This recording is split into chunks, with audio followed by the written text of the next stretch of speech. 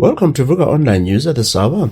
It has been a year and 9 months since four cousins, Oyintando, Tabile, and Sivesikanga disappeared from their home in Tabankulu in the Eastern Cape, and the Hawks say they still have no leads that could help bring them home.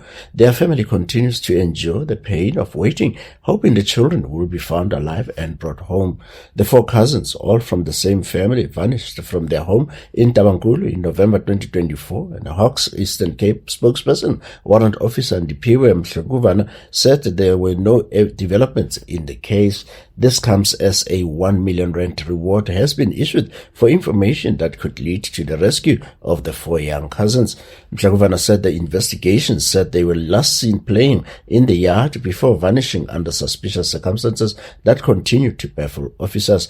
The Directorate for Priority Crime and Investigation, also known as the Hawks, previously issued an urgent appeal in June for the province and the country to assist law enforcement authorities in resolving one of the most distressing and concerning missing children investigations.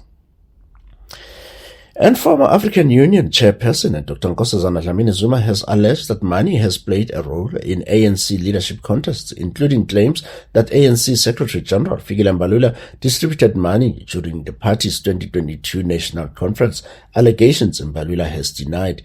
Dlamini-Zuma made the remarks during the interview of the African Renaissance podcast while reflecting on her unsuccessful bid for the ANC presidency at the party's 54th national conference in 2017, where Cyril Ramaphosa was elected ANC president. In a statement on Tuesday, Mbalula said Dlamini-Zuma remarks had caused deep regret and real disappointment, adding that he could not allow the allegations to go unanswered.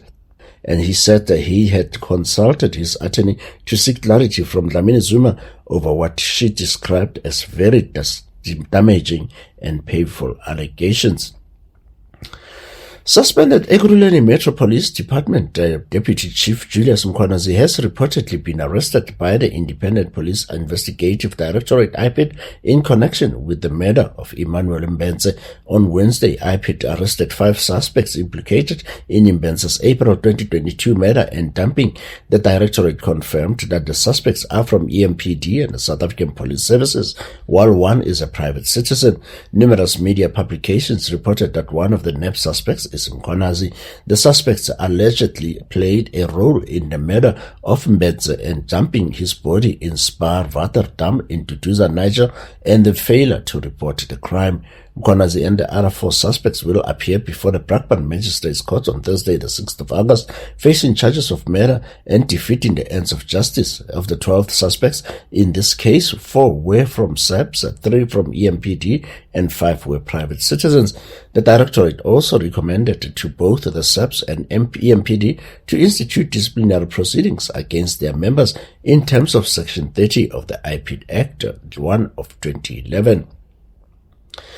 South Africa's economy has been growing slowly over the past few quarters, but many economists, including Finance Minister Enoch Godongwana, have stated the pace of growth is not enough to make any meaningful change. So what is holding the economy back? South Africa's Reserve Bank Governor Lesetja Kganyago, who has answered the question, putting the blame on the state capture fallout and then not on macro policy.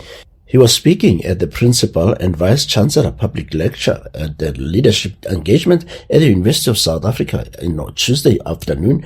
The country's real domestic product has grown by 1.1% last year, while National Treasury had expected 1.4% growth. In the first quarter of 2026, the economy grew by 0.5%, which led analysts to be pessimistic about growth throughout the year. Kganyago said the country's economy is growing at a slow rate despite adopting the right macroeconomic policies. He added that the real problem was institutional destruction, a process often called state capture. Kganyago was referring to the State Capture Commission, which was chaired by former Chief Justice Raymond Zondo from 2018 to 2022. This position is confirmed by Darrell Swanepoel, the Chief Executive Officer at Inclusive Society Institute, Director of Institute of Accounting and Commerce, who says that since 1994, Real gross domestic product (GDP) has expanded from 2.5 trillion rand to more than 4.6 trillion rand in constant prices. That is an increase of about 85%. He says inflation has remained broadly under control within a credible monetary framework, and the country's financial system continues to function effectively, and the rand remains one of the most actively traded emerging market currencies in the world.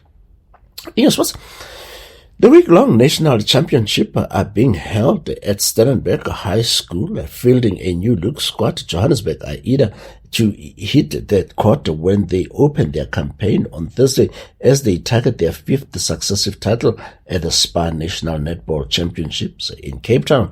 Despite dominating the tournament in recent years, Jonan insisted her squad were not taking anything for granted, and they expected to face a battle in defense of their crown.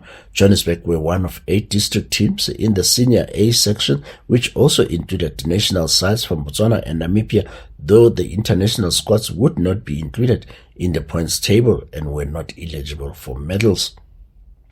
And junior Springbok star Yakin Ahmed will make his senior Stormers debut as part of a star-studded match 23 that will front up against the All Blacks when their rugby's greatest rivalry tour kicks off at the Cape Town Stadium on Friday night. Ahmed, who helped the junior Boks to their second straight World Championship title in Georgia last month, is the most inexperienced player in a massively experienced Stormers match 23 full of URC stars. Outside the center, Ruan Nel will captain the team and is joined in midfield by Jonathan Roche, with 20-year-old fly half Ahmed set to link up with scrum half Ahmed Khan. For this and other sports news, tune in to Vuka Sports Hour every weekday at 3 p.m. In your weather, Pretoria will be fine and cool with morning frost and temperature highs of 22 degrees. Johannesburg will be fine and cool with clear skies and temperature highs of 20 degrees. Cape Town will be partly cloudy and breezy with temperature highs of 19 degrees. And Durban will be cloudy with scattered showers and temperature highs of 23 degrees. Bloemfontein will be sunny and cold with some morning frost at temperature highs of 18 degrees. Polokwane has fog patches early in the morning and clearing to fine with temperature highs of 22 degrees. Rustenburg will be sunny and mild and pleasant with temperature highs of 24 degrees, while Uppington will be hot with clear skies and temperature highs of 26 degrees. Port Elizabeth, Gqeberha, will be cloudy and light showers with temperature highs of 19 degrees, and East London will be cloudy with scattered showers and temperature highs of 18 degrees. For Vuka Online News, I am Monges Makhalima.